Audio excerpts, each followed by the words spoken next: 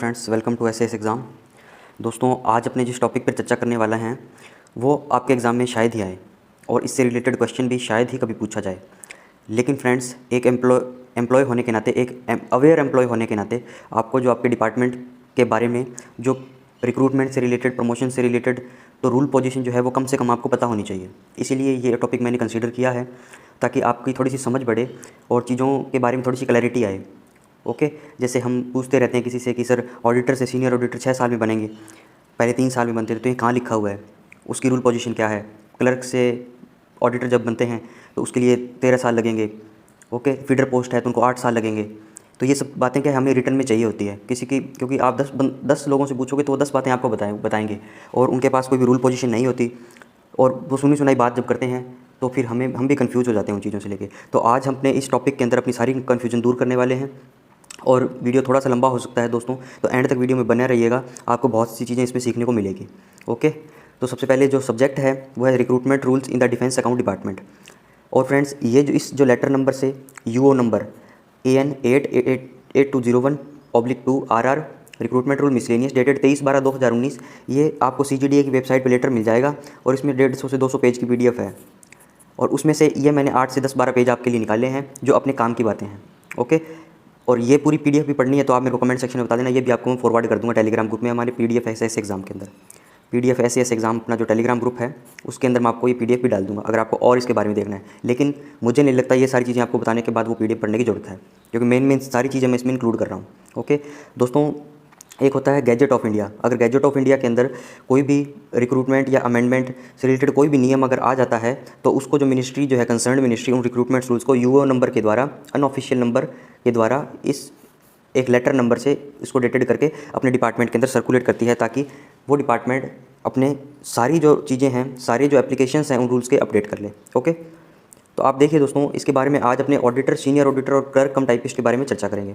और जो PDF है उसके अंदर आपको WO, AO और जितनी भी रैंक के लोग हैं सारे अपने डिपार्टमेंट के, सारे भी एम्प्लॉयज़ से रिलेटेड सारी बातें इसमें अमेंडमेंट जो है दिए गए हैं। तो देखिए आप serial number, name of post, level 7th CPC में, authorised post, principal recruitment rules और उनके अंदर अमेंडमेंट। सबसे पहले देखिए 1 नंबर पे सीनियर ऑडिटर है दोस्तों, वो लेवल 6 में आता है 7th CPC में। जब पे मैट्रिक्स बन गई तो इसको लेवल 6 में रखा गया। ओके, और प्रिंसिपल RR मतलब प्रिंसिपल, जो सबसे पहले जो रिक्रूटमेंट रूल था वो SRO नंबर 58 था, जो डेटेड क्या थी 11/9/2013 को, और इसको अमेंड कर दिया गया 7th CPC के द्वारा SRO नंबर 82 करके 11/9/2018 को। ये लेटेस्ट पोजीशन है इसकी, 11/9/2018 की, after 7th CPC has been implemented. Okay, auditor को दोस्तों लेवल 5 में रखा गया और सबसे पहले SRO नंबर 22 जो आया था, इसका रिक्रूटमेंट रूल बोला था, जिनको ऑडिटर के रिक्रूटमेंट रूल बोले गए थे। ओके, SRO नंबर 22 में डेटेड 15/9/2009, उसको अमेंड कर दिया गया 95 से, 30/10/12 से, 53 से और 23 से। और लास्ट में जब 7th CPC आया तो इन सारे नियम को अपडेट करके SRO नंबर 29 जो है लागू हुआ हमारे डिपार्टमेंट में, जो 19/5/2018 को आया। ओके, सीनियर ऑडिटर का तो था वो आया था 11/9/2018 को और ऑडिटर से रिलेटेड 19/5/2018 को। और दोस्तों, जो ऑथोराइज्ड पोस्ट थी इसके अंदर वो थी 17,751, जो अपनी करंट में इतनी ऑथोराइज्ड पोस्ट हैं अपने डिपार्टमेंट के अंदर, मतलब maximum 17,751 auditor plus senior auditor हो सकते हैं। ये देखिए, combined strength of senior auditor and auditor with ratio of 80-20। Okay, अब 17,751 जो है इसका आप 80% और 20% निकाल लो।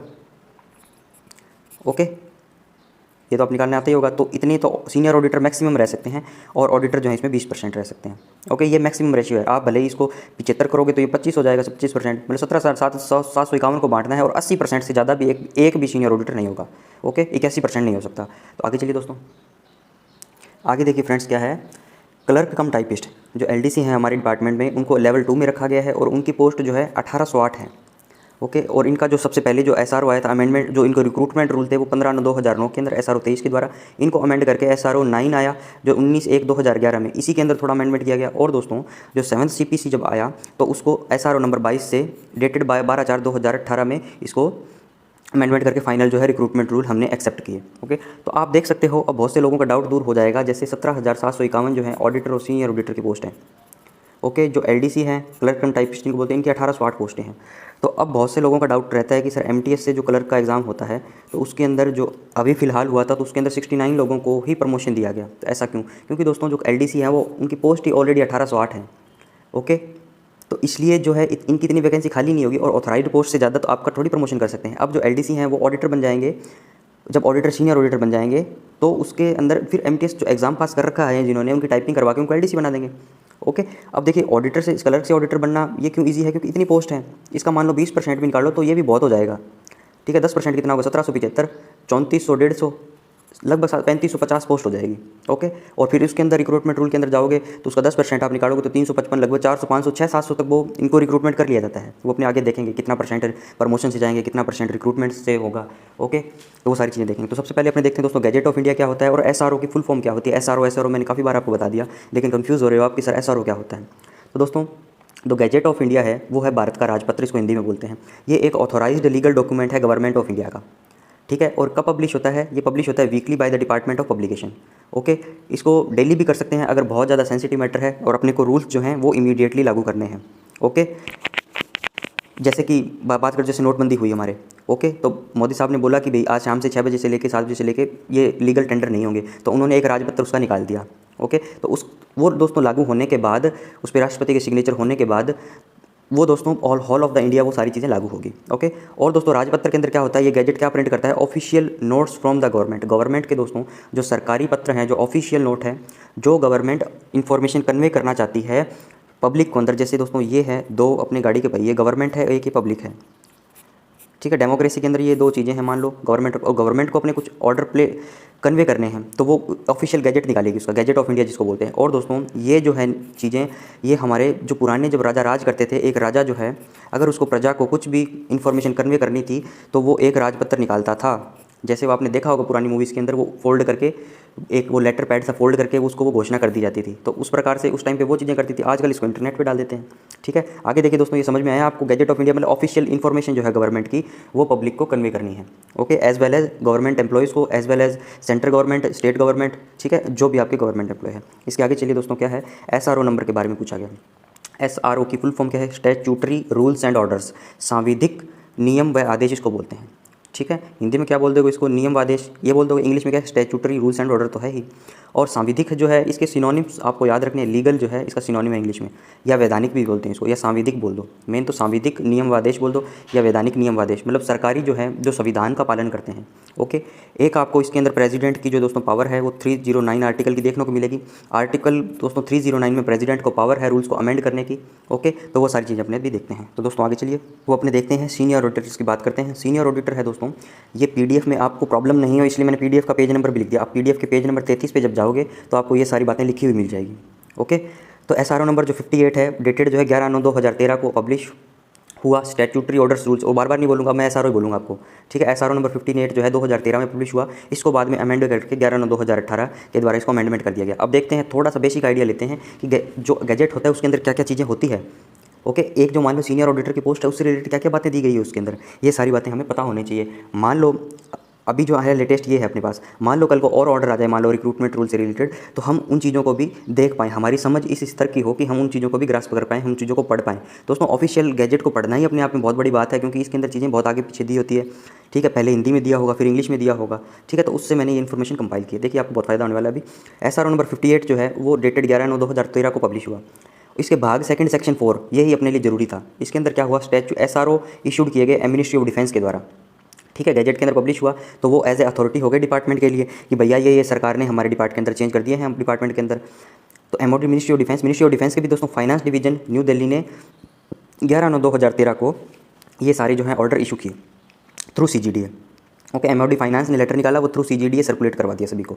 ओके, तो article 309 of the constitution following rules regulating the method of recruitment the post of SA MOD DAD namely, मतलब आर्टिकल जो 309 है वो कॉन्स्टिट्यूशन का वो पावर देता है प्रेसिडेंट को कि वो रूल्स को अमेंड कर सकते हैं। ओके, तो उस पावर के हिसाब से रूल्स को अमेंडमेंट किया गया रिक्रूटमेंट रूल्स को, और वो इस प्रकार है। सबसे पहले दोस्तों अपने कोई भी नियम कानून पढ़ते हैं, मान लो हम एसएस की तैयारी भी करते हैं तो उसके अंदर सबसे पहले नियम के बारे में पूछा जाता है, शॉर्ट टाइटल एंड कमेंसमेंट, ये लाइन आपको देखने को मिलेगी। RTI एक्ट पढ़ोगे तो भी ये देखने को मिलेगी, और सेक्सुअल हरासमेंट ऑफ वुमन पढ़ोगे तब भी मिलेगी, ऑफिशियल लैंग्वेज रूल्स 1976 पढ़ोगे तब भी वही चीज़ मिलेगी। ओके, तो इनको क्या बोला, दीज रूल्स में भी card the MOD DAD senior auditor recruitment rule 2013, इनको रिक्रूटमेंट रूल 2013 बोला गया। Okay, number of post classification, पे बैंड, ग्रेड पे और पे स्केल कॉलम नंबर 2 से 4 तक शेड्यूल में पढ़ेंगे। शेड्यूल जस्ट नेक्स्ट स्लाइड में है आपके। ठीक है, PDF को खोले रखिए आप, उसमें आपको दिख जाएगा कॉलम नंबर 2 से 4 तक इन चीज़ों के बारे में बात करूंगा मैं। कंट्रोलिंग अथॉरिटी कौन है हमारी, CGDA। ओके। CGDA जो है वो controlling authority. Method of recruitment क्या है, एज लिमिट क्या है, क्वालिफिकेशन क्या है, वो हम शेड्यूल में 5 से 13 तक पढ़ेंगे हम। लाइबिलिटी फॉर ट्रांसफ़र क्या है, एनीवेयर इन इंडिया, ये यहीं पे बता दिया इसने कि आपकी दोस्तों ट्रांसफ़र जो है एनीवेयर इन इंडिया कर सकते हैं। ओके। आगे है डिसक्वालिफिकेशन, ये मैंने इसको डिस्कस नहीं किया, ये दिया हुआ था इसके अंदर, अपने काम की चीज़ नहीं है तो मैंने इसको छोड़ दिया। पावर टू रिलैक्स और सेविंग्स वगैरह, ठीक है। अब देखते हैं अपने काम की बातें क्या है। आगे चलिए दोस्तों, आगे देखिए फ्रेंड्स, शेड्यूल जो है, शेड्यूल के अंदर क्या है, नेम ऑफ पोस्ट दिया हुआ है। नेम ऑफ पोस्ट क्या है, सीनियर ऑडिटर की पोस्ट है ये।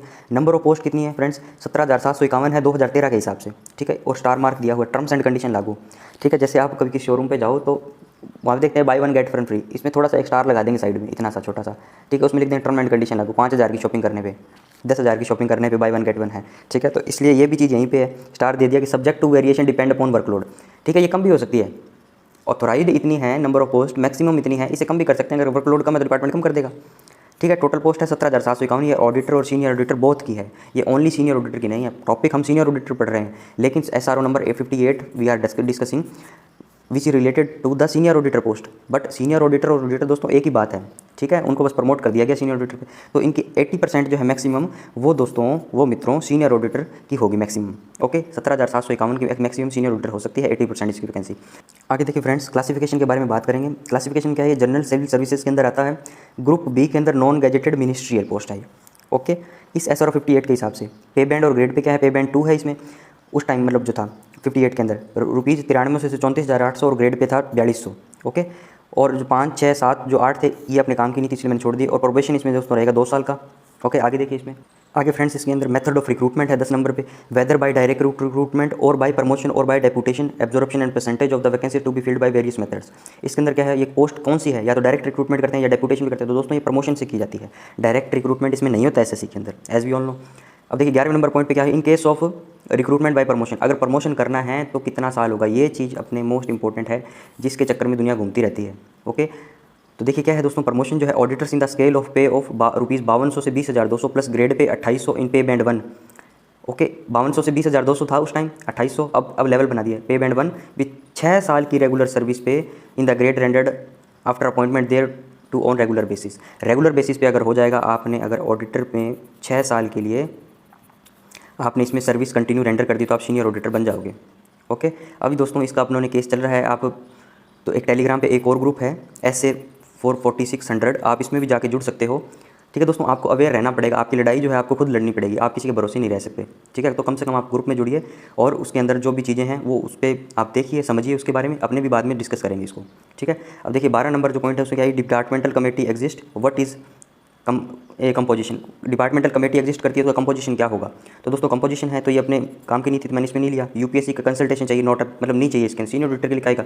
ग्रुप A जो सर्विसेज हैं, जो UPSC के रिलेटेड जो रिक्रूटमेंट रहते हैं उसके अंदर UPSC का कंसल्टेशन रहता है, उनको प्रमोशन देना है। तो जो DPC कंडक्ट होती है, as we have been discussed in the chapter 2 of the OM2, कि इसके अंदर बताया है मैंने कि UPSC की जो DPC कंडक्ट होगी उसके अंदर UPSC का दखलंदाजी होगी, और उनके कन्फर्मेशन होने पे जो UPSC है उसका हमें रेफरेंस लेने की जरूरत नहीं है, ठीक है। तो ये चीज़ें हम पढ़ चुके हैं। आगे देखिए दोस्तों, तो आगे फ्रेंड्स देखिए SRO नंबर 82 जो है वो डेटेड 11/9/2018 को आया। इसके अंदर 58 पढ़ा अभी अपनों ने, और ये आ गया 82, मतलब ये लेटेस्ट अमेंडमेंट है 7 CPC के बाद, ठीक है। तो क्या हुआ इसके अंदर दोस्तों, in exercise of the powers conferred by the provision to article 309 of the constitution, the president makes the following rules to amend the MOD DAD ऐसे रिक्रूटमेंट रूल। पावर जो 309 ने संविधान ने राष्ट्रपति साहब को जो प्रोवाइड करी है पावर, उसके बिहाफ पे वो रिक्रूटमेंट रूल्स के अंदर MOD के DAD के सीनियर ऑडिटर के जो रूल्स है रिक्रूटमेंट उनमें परिवर्तन करने जा रहे हैं, ठीक है। रूल नंबर 2 जो SRO 58 11/2000 वाले में चेंज किया, मतलब रूल नंबर 2 में चेंज कर दिया। रूल नंबर 2 के अंदर दोस्तों क्या था, number of post, classification and level in पे मैट्रिक्स, ठीक है। ये शेड्यूल के अंदर आप पीछे जाके देखोगे, जब आपको शेड्यूल के अंदर कॉलम नंबर 4 में आपको मिलेगा कि पे बैंड 2 93 से 34,800 और ग्रेड पे 4200 जो था उसको करके दोस्तों लेवल 4 में लेवल बना दिए, ठीक है। सॉरी, लेवल 6 के अंदर और 35,400 से 1,12,400 तक दोस्तों ये पे मैट्रिक्स देखोगे ना जब आप, तो यहाँ पे 4200 ग्रेड पे आपको लिखा हुआ मिल जाएगा, सीनियर ऑडिटर लिखा हुआ मिल जाएगा, और यहाँ पे 35,400 से इसकी तनख्वाह चालू होकर 1,12,400 तक इसकी जाएगी, ठीक है। ये रेंज इसने लिख दी। ओके, ये कॉलम नंबर 4 की बात हो रही है यहाँ पे। देखिए कॉलम नंबर 4, कॉलम नंबर 4 मतलब जो अभी आपने पढ़ा 58 में कॉलम नंबर 4 पे जो यहाँ पे ये बात लिखी थी उसको रिप्लेस करके ये लिख दो, बाकी सारी चीज़ें सेम होगी। ओके दोस्तों, आपने सुना होगा कि मान लो जब भी जिनका रिक्रूटमेंट हुआ है हाल फिलहाल में, एक साल 2 साल पहले, जिनको 7 CPC या 6 CPC जिसने नहीं देखा, तो आपको पुराने लोगों को बोलते हुए सुना होगा कि अरे यार 7 CPC में कुछ दिया ही नहीं गवर्नमेंट ने, ओनली जो पहले पे बैंड पे ग्रेड था उसको ओनली लेवल बना दिए। तो दोस्तों वो इसको देख देख के बोलते हैं सारी चीज़ें, ठीक है। आपको अवेयर रहना है इन चीज़ों से, ठीक है कि भाई आप बोल दो, वो बोले कि उसको ऐसे कर दिया, तो वो आप बोल देना SRO नंबर 82/11/9/2018 के हिसाब से ये आप बात बोल रहे हो क्या। ओके, आगे देखिए एक छोटा सा और स्लाइड अमेंडमेंट था इसमें। और देखिए फ्रेंड्स, इसके अंदर क्या था, जो SRO 58 जो हमने पढ़ा उसका कॉलम नंबर 11 जो था, उसके अंदर ऑडिटर की बात हो रही थी कि ऑडिटर की जो है 6 साल की रेगुलर सर्विस पे उसको सीनियर ऑडिटर बनाया जाएगा। तो उसके अंदर ये जो था, इसको इससे रिप्लेस कर लो। मतलब इस गैजेट के अंदर, इस SRO 82 के अंदर 2 अमेंडमेंट हुए, 2 भी नहीं हुए, ये अमेंडमेंट नहीं है, ये भी एक प्रकार से मान लो थोड़ा सा इनका पे का स्ट्रक्चर चेंज हुआ है, ठीक है, कोई मेजर अमेंडमेंट नहीं था। ओके, और मतलब उसको ये जो बात लिखी हुई थी इसको लेवल 5 में कर लो आप, 29,200 से 92,300 से, ठीक है, इसको रिप्लेस कर लो, सब्सटीट्यूट कर लो। ठीक है, ये दोस्तों सीनियर ऑडिटर के बारे में बात हुई। इसके अंदर जो मेन जो मैं बात थी वो 6 साल की रेगुलर सर्विस की करनी थी मुझे, और बाकी थोड़ा सा ये बताना था कि ग्रेड पे जो है थोड़ा चेंज हो गया। ओके, अब दोस्तों ऑडिटर के बारे में चलते हैं, बहुत इंपॉर्टेंट है। मतलब इसके अंदर बहुत सारे अमेंडमेंट हुए हैं, 1 2 3 4 अमेंडमेंट करके फिर जो 7 CPC है उसके अंदर फाइनल जो है 29 अमेंडमेंट इसमें किया गया। ओके, तो देखते हैं अपने क्या, बहुत इंटरेस्टिंग होने वाला है ये भी। SRO नंबर 22 जो है 15/9/2009 को आया, इसको अमेंड किया गया 95 से, फिर 53 से, फिर 23 से, 12, 14 और 16 के अंदर, फिर फाइनल जो है इसको 29 से किया गया जो 19/5/2018 को है। तो देखते हैं सबसे पहले 22 के अंदर क्या था। 22 के अंदर देखिए दोस्तों, ये 40 नंबर PDF के पेज पे आपको मिल जाएगा, अगर आप PDF भी देखना चाहते हो तो। ओके, ये भी क्रॉस वेरीफाई करने ना मास्टर सही बता रहा है कि नहीं बता रहा है, ठीक है। तो SRO नंबर 22 जो है उसके अंदर 15/9/2009 के अंदर ये इसका रिक्रूटमेंट रूल आया। इसको क्या बोला गया, these rules called DAD auditor recruitment rules 2009, इसको बोला गया दोस्तों। DAD के ऑडिटर के रिक्रूटमेंट रूल जो है 2009 को इसमें बोला गया। नंबर ऑफ पोस्ट दोस्तों को क्या है, ये ऑडिटर की है। नंबर ऑफ पोस्ट जो है दोस्तों पोस्ट ऑडिटर की है, कितनी है दोस्तों, 3878 थी 2009 में। मात्र देखिए आप दोस्तों, मतलब इसको प्रैक्टिकल एस्पेक्ट पे लेके जाइए। मान लो आपका उस टाइम पे मान लो सिलेक्शन होता या SSC देते, तो मतलब अपने डिपार्टमेंट में 3878 ही पोस्ट हैं उस टाइम पे, ऑथराइज जो पोस्ट हैं, ठीक है। क्लासिफिकेशन क्या है दोस्तों, जनरल सेंट्रल सर्विसेज है, group C, non gazetted post है। ग्रेड पे पेमेंट कितने, 5220,200, 2800 ग्रेड पे। और मेथड ऑफ रिक्रूटमेंट क्या है उस टाइम पे 2009 पे, 50% तो डायरेक्ट रिक्रूटमेंट से लेने हैं, 45% आपको प्रमोशन से बनाने, और 5% जो प्रमोशन है clerks on passing departmental exam. अगर आप 2009 के अंदर होते, 2010 के अंदर होते, तो जो अभी आप एग्ज़ाम देने जा रहे हो उसमें आपको ओनली 5% वैकेंसियों पे हक होता अगर उस टाइम होते तो, ठीक है। Promotion clerks on passing departmental exam, ठीक है। इसको दोस्तों संशोधन कर दिया गया, इसके अंदर संशोधन अल्फा बीटा गामा से मैंने इसको लिया है SRO नंबर 23 के अंदर।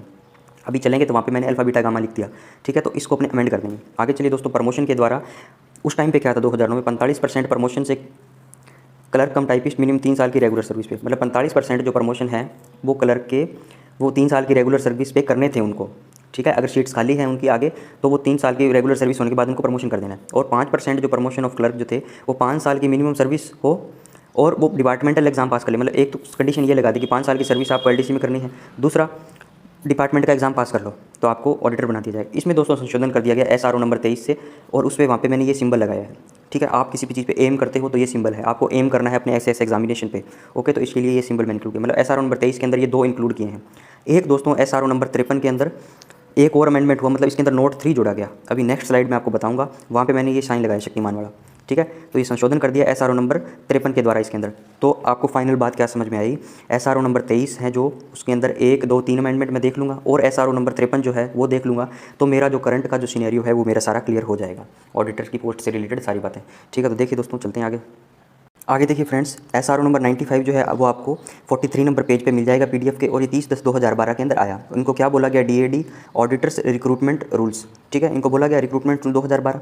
इसके अंदर क्या हुआ दोस्तों, जो SRO नंबर 22 आपने जस्ट अभी पढ़ा है, जस्ट अभी मैंने बताया है, उसके अंदर जो 3878 जो पोस्ट थी 2009 के अंदर, इनको बढ़ा के दोस्तों 17,751 कर दिया गया 2010 के अंदर, ठीक है। सीनियर ऑडिटर की 80% जो है सीनियर ऑडिटर की मैक्सिमम पोस्ट रहेगी इसके अंदर। मतलब देखिए दोस्तों कितना बड़ा इसमें सीटों के अंदर चेंज किया गया। आगे देखिए दोस्तों क्या है, SRO नंबर 53 जो है इसके बाद वो आप PDF खोल के रखो, जो इसके अंदर मैंने शुरुआत में बताई थी ना सारे जो अमेंडमेंट थे उनको आपको सामने खोल के रखो, आपको धीरे धीरे देखते जाओ। 22 हो गया, 95 हो गया, अब 53 आ गया, अब ये आ गया, ठीक है। 53 जो है 40 नंबर पेज पे है, 11/8/2014 में आपको ये मिलेगा। दीज रूल्स का DAD auditor amendment recruitment rule, इसको बोला गया my friends amendment recruitment rule, मतलब संशोधन किया गया है। इसके अंदर क्या हुआ, जो शक्तिमान का जो साइन था उसमें अंदर 2 नोट थे दोस्तों कॉलम नंबर 12 के, तो उसके अंदर नोट 3 को इंसर्ट कर लो, ये बोला गया insert this note to column number 12 के नोट 3 में। नोट 3 क्या डालोगे इसमें, the eligibility service for promotion to the grade of auditor shall continue to be 8 years for persons holding feeder post of clerk cum typist on regular basis. दोस्तों जो feeder post जो है उससे related feeder post क्या होती है, मान लो कोई बंदा प्रमोशन करके क्लर्क पे आया है, ठीक है। लोअर पोस्ट से हायर पोस्ट पे जाने को बोलते हैं फीडर पोस्ट, मतलब एक्चुअल उसकी ये पोस्ट नहीं है, उसने उस पोस्ट को फीड किया है। कल को आप ऑडिटर बन जाते हो तो आप फीडर पोस्ट उसकी गेन करते हो, ना कि आप डायरेक्ट रिक्रूटमेंट से गए हो, ठीक है। तो उसको बोलते हैं फीडर पोस्ट। उनके लिए दोस्तों 8 साल का टाइम है प्रमोशन के लिए, ठीक है, कि वो 8 साल हो जाए फीडर पोस्ट पे ऑडिटर, तो वो तो ऑडिटर बनने के लिए एलिजिबल है।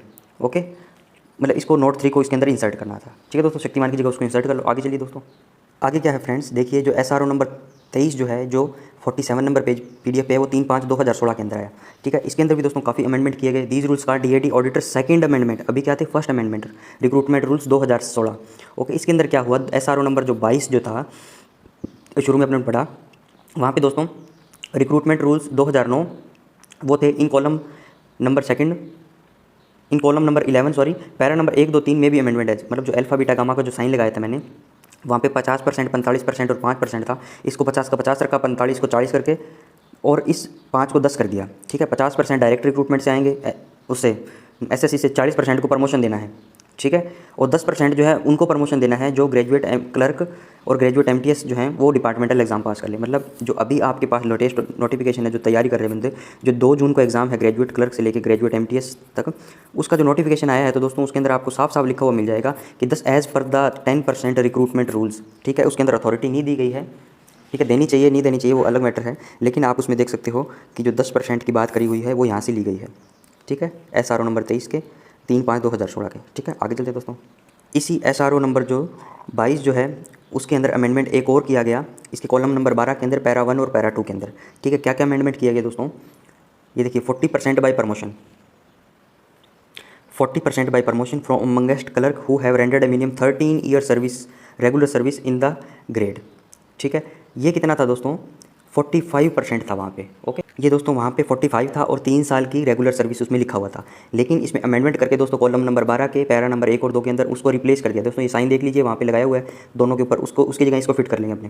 मतलब 40% जो प्रमोशन है amongst clerk who have rendered a minimum 13 year service, 13 साल के दोस्तों सर्विस पे, आपके रेगुलर सर्विस पे आपको प्रमोशन होगा ऑडिटर ग्रेड पे, ठीक है। मतलब वो 40% था, एक तो इसको 45% कर दिया, ठीक है। मतलब इसको रेशो बढ़ा दिया और इसकी जो 3 साल की सर्विस थी उसको 13 साल कर दिया, ठीक है। समझ में आ रहा है दोस्तों, चीज़ें क्लियर हो रही है, थोड़ा सा आप जो आपका जो धुंधली चीज़ें थी वो क्लियर हो रही है ना। और दूसरा दोस्तों इसके अंदर नोट क्या था, उस दूसरी चीज़ें तो वो 5% की जो बात कर रहे थे, जिनको डिपार्टमेंट एग्जाम देकर ऑडिटर बनाना है, उसको 10% कर दिया। मतलब 10% by promotion from amongst graduate clerk graduate MTS having minimum of 3 year service on passing departmental exam by them for the post of auditor. मतलब इसको 5% कर दिया, ठीक है। इसको 5% कर दिया, मतलब 5% से 10% कर दिया सॉरी, और इसको जो है 45% से 40%, मतलब इसका 5% यहाँ से ले लिया।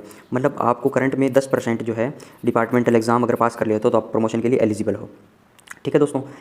अब लास्ट देखिए, इसमें लास्ट जो अमेंडमेंट है वो क्या है, SRO नंबर 29 है 19/5/2018 का। दीज रूल्स का DAD auditor recruitment amendment rules 2017, recruitment amendment था, ठीक है। यहाँ पे रिक्रूटमेंट अमेंडमेंट नहीं था, अमेंडमेंट रूल थे, फर्स्ट अमेंडमेंट सेकंड अमेंडमेंट। इसके अंदर दोस्तों जो कॉलम 4 जो था रिक्रूटमेंट रूल्स का, उसके अंदर ये सारी चीज़ें कर दी। लेवल 4 लेवल 5 बना दिया 29,200 से 92,300, और इसको कॉलम नंबर 4 ओनली में अपडेट किया गया, ठीक है दोस्तों। अब फाइनल हमने क्या सीखा ऑडिटर के रिलेटेड वो आपको मैं बताता हूँ।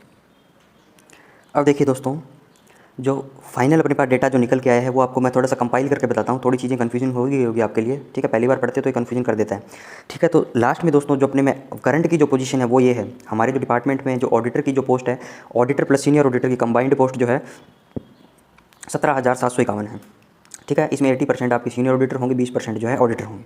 ये column 2 of the recruitment rule के अंदर है। इसके बाद दोस्तों जो कॉलम नंबर 11 है मेथड ऑफ रिक्रूटमेंट के अंदर, इसके अंदर 50% जो है वो तो डायरेक्ट रिक्रूटमेंट से आएंगे, 40% जो है वो प्रमोशन से बनाए जाएंगे, और 10% का पेपर लेके प्रमोट किया जाएगा ऑडिटर ग्रेड पे, ठीक है। प्रमोट का बोलूँ तो ऑडिटर ग्रेड पे क्लर्क और MTS ही होंगे, ठीक है। तो 50% डायरेक्ट CGL SSC से लेंगे, 40% जो है LDC उनको प्रमोट करके बनाएंगे रेगुलर बेसिस पर, 10% पेपर लेके। अब दोस्तों जो कॉलम नंबर 12 है इसके अंदर इनसे रिलेटेड थोड़ा सा एक्सप्लेनेशन दिया गया है। मतलब जो 40% जो है दोस्तों जो प्रमोशन करेंगे, ये देखिए 40% जो प्रमोशन जो क्लर्क का ऑडिटर पे करेंगे तो दोस्तों 13 साल की सर्विस उसमें रेंडर करनी पड़ेगी उसको, ठीक है। और जो 10% जो था दोस्तों ये पेपर लेके करेंगे ग्रेजुएट MTS और ग्रेजुएट क्लर्क को। और दोस्तों तीसरा कॉलम जो हमने देखा, कॉलम नंबर 12 के अंदर 3 नोट है, 2 नोट ये और एक जो इससे पहले जो मैंने कहा था कि इसमें ऐड करना है, ठीक है, फीडर पोस्ट वाला। तो दोस्तों फीडर पोस्ट से है तो उसको 8 साल के बाद उसको प्रमोट करना है, ठीक है। मतलब क्लर्क नॉर्मल क्लर्क का 13 साल, फीडर पोस्ट से है उसका 8 साल, और पेपर देके आप 10% जो है रिक्रूटमेंट के जरिए ऑडिटर बन सकते हो, ठीक है दोस्तों। तो ये वीडियो दोस्तों था आपके लिए, अच्छा लगा हो तो लाइक करें दोस्तों, कमेंट करें और शेयर करें अपने दोस्तों के साथ। ओके, तो इस वीडियो को यहीं रैप अप करते हैं। Have a good day, bye bye.